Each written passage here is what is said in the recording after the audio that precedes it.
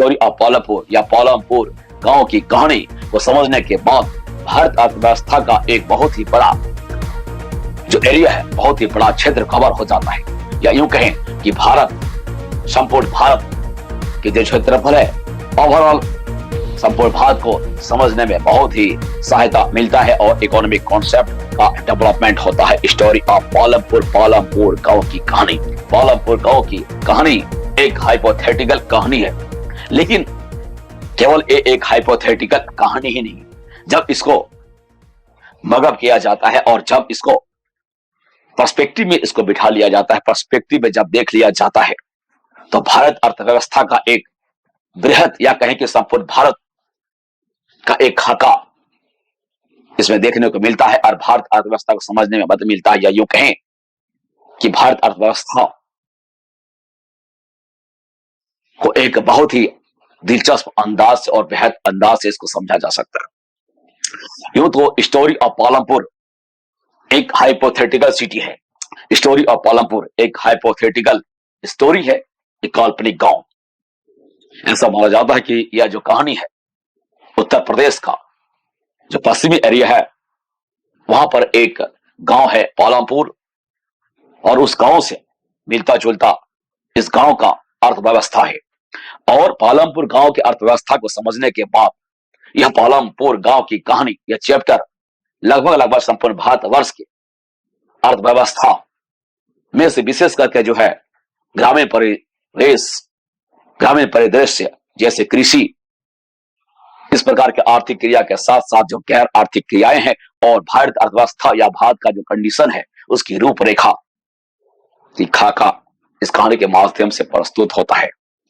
Story of Palampur. Story of Palampur केवल 9th class के students के लिए इंपॉर्टेंट नहीं है। Story of Palampur 8th standard के विद्यार्थी हैं, वे भी इसको समझ सकते हैं, इसको फॉलो कर सकते हैं। 9th स्टैंडर्ड के विद्यार्थी के साथ 10, 11, 12 ग्रेजुएट, मास्टर के स्टूडेंट्स हैं या विभिन्न प्रकार के प्रतियोगिता परीक्षा जो विद्यार्थी दे रहे हैं, चाहे कोई परीक्षा हो या भारत में किसी भी प्रकार के व्यक्ति हो, चाहे वह इंस्पेक्टर का एग्जाम देने जा रहे हैं, लॉ का एग्जाम देने जा रहे हैं, रेलवे का एग्जाम देने जा रहे हैं, और विशेष करके इस टॉपिक का इंपॉर्टेंट उनके लिए ज्यादा हो जाता है जो सिविल सेवा प्रतियोगिता परीक्षा देने वाले हैं या सिविल सेवक बनने वाले हैं या इस प्रकार का कोई प्रतियोगिता परीक्षा देने वाले हैं जिसमें से जिनका कार्य जो अपना duty as a assistant of civil servant देने वाले हैं या किसी भी प्रकार के राजकीय सेवा में जाने वाले हैं, चाहे वह प्रथम श्रेणी के राजकीय पद हो या द्वितीय श्रेणी के राजकीय पद हो या इस प्रकार के किसी भी प्रकार के पद हैं, हर व्यक्ति को अर्थव्यवस्था की समझ होना चाहिए। स्टोरी ऑफ पालमपुर की कहानी का नॉलेज होना चाहिए। स्टोरी ऑफ पालमपुर का महत्व केवल परीक्षा के दृष्टिकोण से ही नहीं है, बल्कि इस कहानी को अगर समझा जाए, इस कहानी के गहराई में अगर जाया जाए, जिस पर्सपेक्टिव में कहानी को दिया गया है, जो उद्देश्य एनसीईआरटी का, नेशनल एजुकेशनल करिकुलम फ्रेमवर्क का, और हमारा जो राष्ट्रीय शिक्षा नीति है, नेशनल एजुकेशन पॉलिसी है जो 1986, उसका जो मकसद है, उस मकसद को अगर ध्यान में रखा जाए तो यह स्टोरी ऑफ पालमपुर बहुत ही मजेदार कहानी बन जाता है। और जितना ही मजेदार है उतना ही इंपॉर्टेंस इसका हो जाता है। इस पालमपुर गांव की कहानी का इंपॉर्टेंस, महत्व अनलिमिटेड महत्व है, अनलिमिटेड महत्व। अगर दृष्टिकोण डेवलप हो जाए तो इसको मर्ज किया जा सकता है। ये concept, the story of Palampur will be the concept, will be the part of the concepts of the thinking of philosophy of Indian economics and other humanities subjects. Story of Palampur. Story of Palampur, Palampur की कहानी। पालमपुर एक ऐसा गांव है, एक काल्पनिक गांव माना गया है, ऐसा गांव जो कि उत्तर प्रदेश के पश्चिमी इलाके में एक ऐसा गांव है, उस गांव से यह मिलता जुलता गांव है। स्टोरी ऑफ पालमपुर, पालमपुर गांव की कहानी का इतना इंपॉर्टेंस क्यों हो जाता है?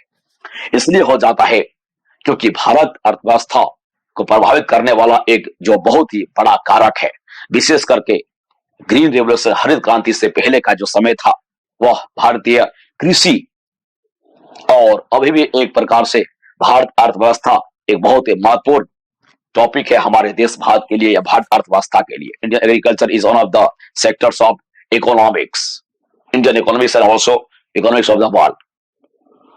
So it is most important to have a good knowledge of Indian economics and especially topic like of this Palampur गांव की कहानी. पालमपुर गांव की कहानी जो स्टार्ट होता है, एक ऐसा गांव है. ये गांव जो है, ये गांव 226 हेक्टेयर में फैला हुआ, 226 हेक्टेयर्स. और इस गांव का जो विस्तार है, एक्सपेंशन है, एक्सपांड है, वह 226 हेक्टेयर्स, 226 हेक्टेयर्स है. 226 हेक्टेयर्स में यह गांव ओवरऑल बसा हुआ है. और इस 226 हेक्टेयर्स में इस प्रकार से थोड़ा विजन और थोड़ा सा इसका जो है ओरिएंटेशन, जो उसका मूर्त रूप उजागर होता है समझने का विद्यार्थी कोशिश करेंगे तो यह 226 हेक्टेयर में यह जो गांव फैला हुआ, यह है तो गांव की कहानी. लेकिन इस गांव में बाजार का भी तत्व देखने को मिलता है. इस गांव में शहर का भी तत्व देखने को मिलता है. मतलब कस्बों से, बड़े कस्बों से और बाजारों से भी भली भांति वह यह गांव जुड़ा हुआ है. और जो कम्युनिकेशन, आधुनिक कम्युनिकेशन है वहां देखने को मिलता है. और इसके साथ ही जो यातायात, ट्रांसपोर्ट सिस्टम है, उसका भी वेल कनेक्टिविटी है to the remote village and to the remote towns and the cities. Remote cities Raiganj and Shahpur. Palampur गांव की कहानी. तो इसमें 226 हेक्टेयर एरिया में, लैंड में यह गांव फैला हुआ है. और इस गांव में टोटल 450 परिवार हैं, 450 हाउस होल्ड, 450 हाउस होल्ड्स. और ये 450 परिवार में से इसका 1/3 या यूं कहे कि लगभग 150 परिवार ऐसे हैं जो दलित परिवार से आते हैं. और ये लोग जो है, इन लोगों के पास जमीन नहीं है. ये मजदूरी करते हैं, खेतिहर मजदूर है या कैजुअल मजदूर हैं. शारीरिक श्रम करते हैं, श्रम करके अपना जीवन यापन चलाते हैं. इनकी जीवन बहुत ही खराब, बहुत ही मिजरेबल कंडीशन है. उसके बाद इस गांव में 250 परिवार ऐसे हैं जिनके पास 2 हेक्टेयर से कम जमीन है, जिस पर वह खेती करते हैं, चाहे वह रहते हैं. और इस गांव में 60 परिवार ऐसे हैं जिसके पास 2 हेक्टेयर से ज्यादा जमीन है. और ये जो 60 परिवार हैं, या ये जो 60 परिवार हैं, मंझोले किसान वर्ग से आते हैं या बड़े किसान वर्ग से आते हैं. इन्हीं के पास 2 हेक्टेयर से ज्यादा जमीन है. और इसके बाद कुछ ही ऐसे परिवार हैं, लोग हैं इस गांव में जिसके पास 10 हेक्टेयर से ज्यादा जमीन है. मतलब इस कहानी को पढ़ने के बाद एक ओवरऑल खाका विद्यार्थियों के दिमाग में आता है. जो इस गांव में खास करके जो दलित वर्ग हैं, उनका जिंदगी तो बहुत ही नरक है, बर्बाद है, बहुत ही कष्टप्रद जिंदगी जीने के लिए मजबूर है. क्योंकि उनके पास संपत्ति नहीं है, क्योंकि उनके पास संपत्ति नहीं है, जमीन नहीं है, उनके पास पूंजी नहीं है. दर दर ठोकर खा रहे, दर दर भटक रहे हैं और उनका शोषण किया जा रहा है. यह केवल एक महज कल्पना ही नहीं बल्कि यह हकीकत है. यह बहुत ही कटु सच्चाई है और सच्चाई बात है, कड़वा सच है हमारे देश भारत के लिए. यह बहुत ही कड़वा सच है भारत के लिए. भारत के अधिकतर क्षेत्रों में इस प्रकार का शोषण जो अधिकतर लोगों के साथ हो रहा है, जिसके पास जमीन नहीं है, जिसके पास संपत्ति नहीं है, जिसके पास शिक्षा नहीं है, जिसके पास स्वास्थ्य नहीं है, उसका शोषण, उस प्रकार के लोगों का शोषण युगों युगों से होता आ रहा है और अभी भी उसका शोषण हो रहा है. एक बहुत बड़ी सवाल इस कहानी से उभर कर आता है, तो इसका शोषण खत्म कैसे होगा, खत्म कौन करेगा? इस सारी चीजों का भी जवाब इस कहानी में अगर चिंतन मनन विद्यार्थी करेंगे तो ये जवाब मिलने वाला है. और यही विद्यार्थी जो कल चल के आगे चलकर रात के सेवा में आएंगे, इस देश को संभालेंगे, चलाएंगे, चाहे प्रशासनिक अधिकारी बनेंगे या पुलिस अधिकारी बनेंगे. पालमपुर गांव की कहानी, जो समस्या है यहाँ के आम लोगों का, संपूर्ण भारत के जो लोग हैं सभी के साथ ऐसा समस्या नहीं है. ये सर्वविदित है कि भारत और इंडिया उन लोगों के दृष्टिकोण से जो वेल टू डू हैं, जो धनवान हैं, भारत के जो चुनिंदा लोग हैं, गिने चुने लोग हैं, 15%, 20%, 10% इस प्रकार के लोग हैं जो भारत को इंडिया के नजर से देखते हैं, और जो यहाँ के 80% के लोग लगभग आसपास जो बहुत ही मिजरेबल कंडीशन में, बहुत ही दुखद कंडीशन में, बहुत ही दयनीय कंडीशन में रह रहे हैं, उनका देश भारत या भारत के दृष्टिकोण से वे देख रहे हैं। तो कहने का मतलब है, फिलहाल पालमपुर गांव की कहानी, यहां पर पालमपुर गांव की कहानी जो है, इस गांव में पैसा जो है, पैसा है, जो रोजगार है, कृषि भी है और गैर कृषि भी है। कुछ व्यवसायिक अर्थव्यवस्था एक्टिविटी भी इस गांव में देखा जाता है। लेकिन ओवरऑल देखा जाए तो बृहद स्तर पर इस गांव के जो अधिकतर लोग हैं, या यूं कहे इस गांव के जो 76% पीपल हैं, लोग हैं, वह इकोनॉमिक एक्टिविटी जो उनका है वह कृषि में इंडल्ज है, कृषि कर रहे हैं, एग्रीकल्चर कर रहे हैं, प्रोडक्शन कर रहे हैं, खेती कर रहे हैं। यह गांव के लोग जो है खेती क्या कर रहे हैं, चावल को उपजा रहे हैं, गेहूं को उपजा रहे हैं, चावल को उपजा रहे हैं, गेहूं को उपजा रहे हैं, और इसके साथ बहुत सारे लोग जो हैं आलू भी उपजा रहे हैं और गन्ना भी उपजा रहे हैं। मुख्यतः चावल और गेहूं इस गांव के लोग उपजाते हैं, लेकिन आलू भी उपजा लिया जाता है, और गन्ना, शुगर कैन भी इस गांव में उपजाया जाता है।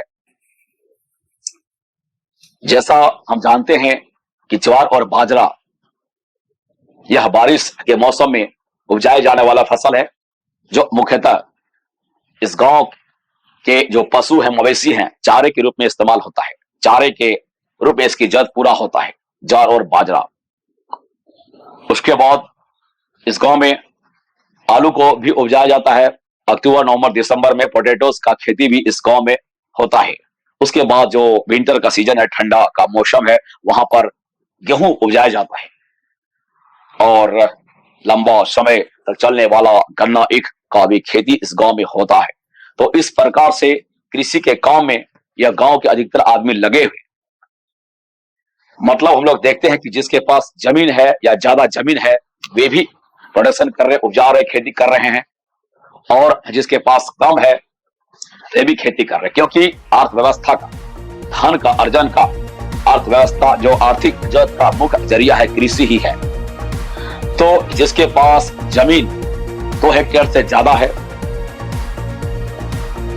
उसका तो थोड़ा बहुत गुजर बसर हो पा रहा है किसी भी प्रकार से, मुश्किल से, और जो 10 एकड़ या 2 एकड़ से जिसका ज्यादा है, वही किसान है जिसका जीवन जो सुखमय है, या जो आर्थिक रूप से सशक्त हो पा रहे हैं।